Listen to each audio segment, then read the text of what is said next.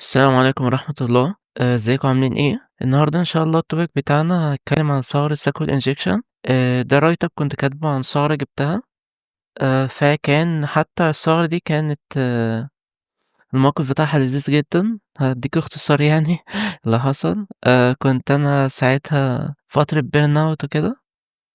ما كنتش عاوز أشتغل وكده، فكلمت فالنيرا وقُلت له تعالَ ننزل الdowntown في كايرو و قال لي: "تمام يالّا." فرُحنا في وسط البلد واتمشينا شوية، رُحنا طبعًا كلنا آيس كريم من العبد، فبعديها قعدنا في work space.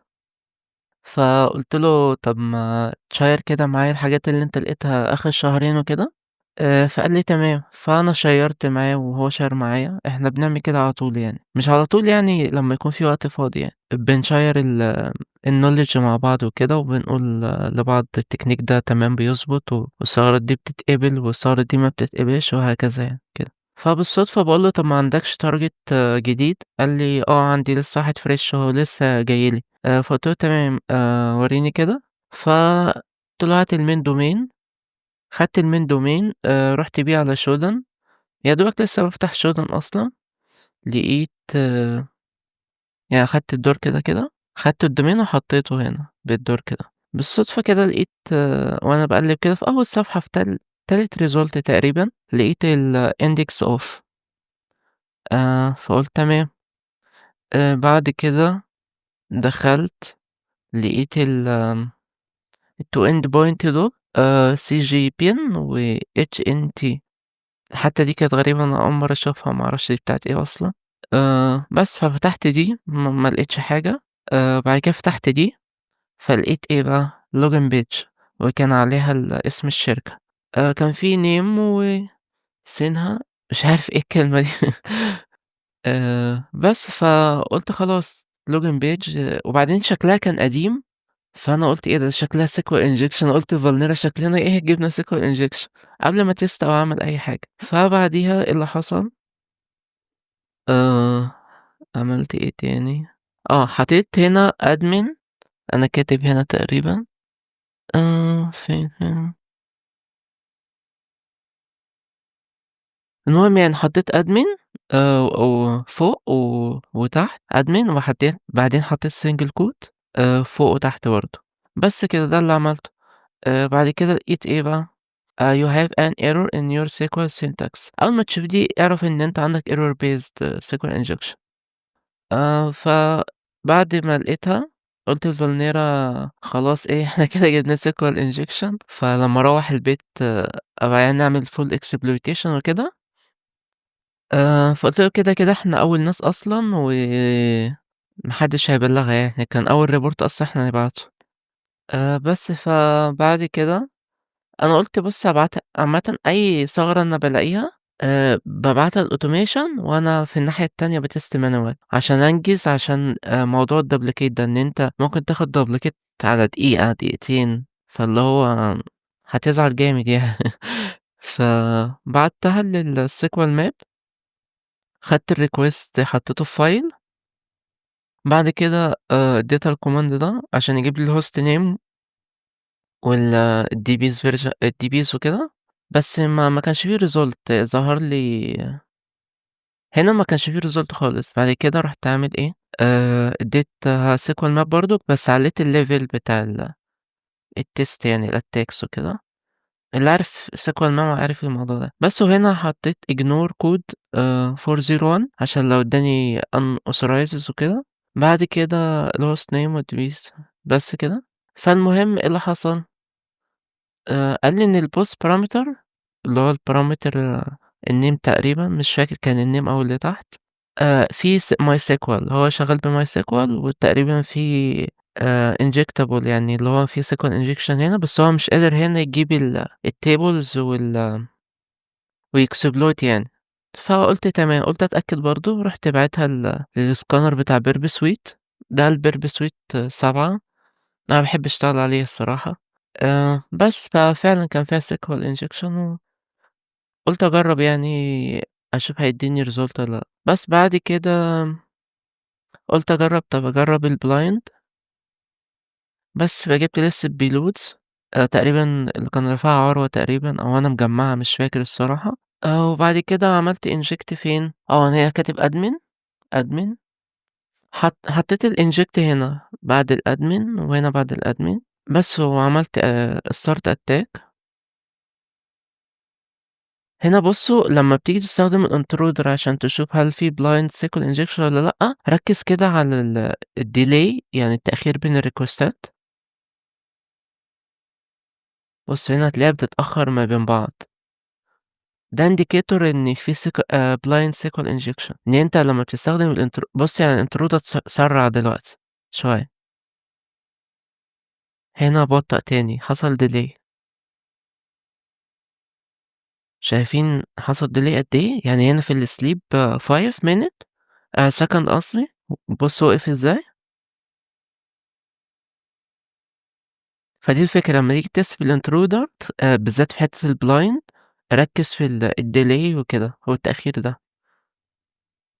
بس، فأنا عرفت إن في blind SQL injection فقُلت بقى لازم بقى أعمل إيه، exploit لازم أنت بقى إيه، ساعات في program بتقبلها كده اللي أنت مثلًا بتدّيهم POC اللي هو أنت في delay وخلاص بيقبلوها، ساعات لأ الTreasure يقول لك لأ أنت فين الdata اللي أنت طلّعتها.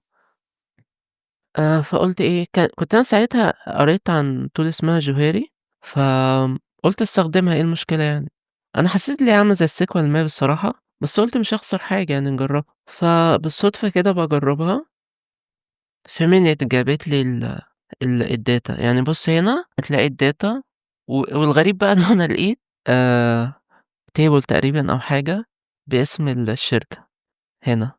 فهنا زي ما أنت شايف في parameter بيقول لك إن هو post هنا عندك error based تمام، وعندك boolean based اللي هي أنت لمّا تست بtrue أو false وبتشوف إيه اللي بيحصل يعني الapplication بيهندلها إزاي، وعندك time based blind إحنا جبناها بالintruder بس هو جابها هنا برضه.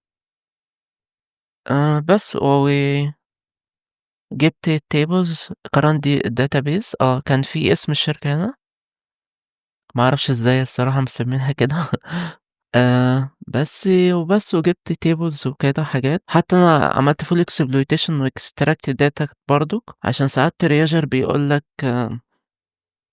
لازم تextract الdata وكده، في يعني في كده وفي كده.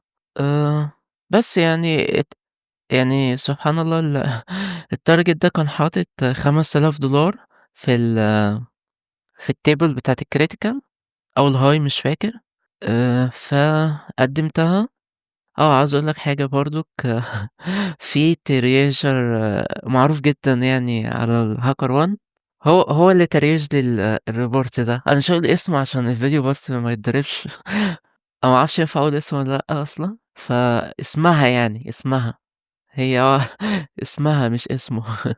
فأول ما شُفتها قُلت يا سواد الحلال، إن شكلنا هناخد information فبس، فأنا لمّا عملت full exploitation وبعتّ على طول كان حوالي ربع ساعة باextract في الdata وكده، بس أنت ما بتعملش كده عشان عارف في program تعتبر الموضوع ده abuse وكده، بس أنا حبيت يعني إيه أريّح دماغي عشان ما يقوليش more information ويسيب الreport وييجي لي بقى بعديها بأسبوع والّا ييجي واحد تاني يخش وكده يعني.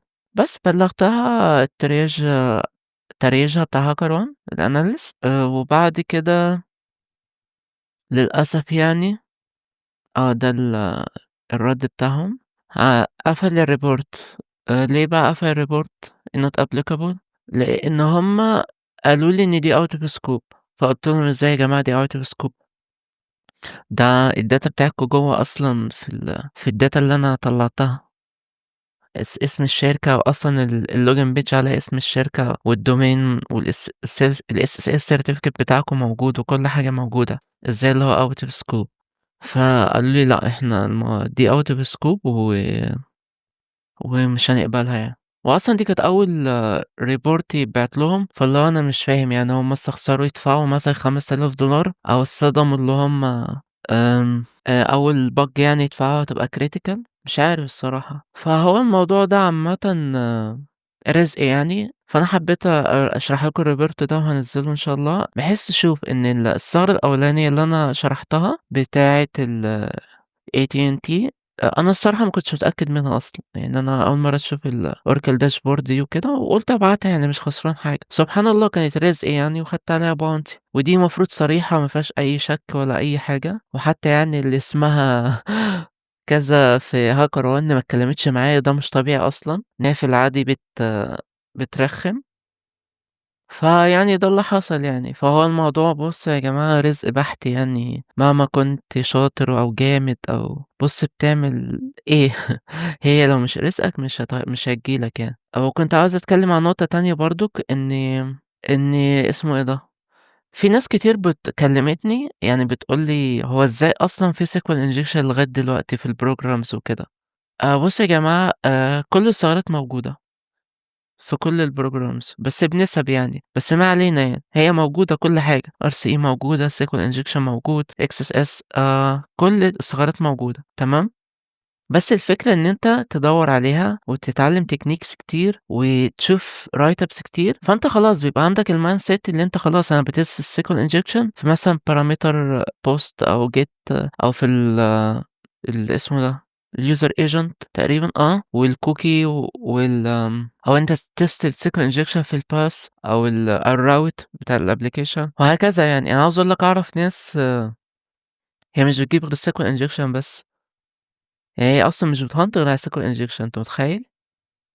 وهادّيكوا دليل برضه أهو، أخونا عروة يعني لسه منزّل 26 ديسمبر ما شاء الله ربنا يزيده، لقى critical SQL injection حتى قدر يbypass الWAF وزي ما أنتم شايفين أهو وصل لRCE فاللي هو عادي يعني لسه الراجل جايبها أهو في 26 ديسمبر ولسه في ناس هتجيبها وناس هتيجي تجيبها بعديه، فالموضوع عادي يعني أنت دَوّر على شوف الثغرات اللي بترتاح لها وبتحبها ودَوّر عليها عادي جدًا يعني. بس يعني ده كان الفيديو النهارده وإن شاء الله بإذن الله أحاول أعمل videos تانية عن ثغرات تانية جِبتها برضُك، وفي videos جاية إن شاء الله كتير، فما تنساش بقى تشترك في القناة وتفعّل الnotification عشان ييجي لك كل الupdates بس كده ده كان الwrite up النهارده والسلام عليكم ورحمة الله.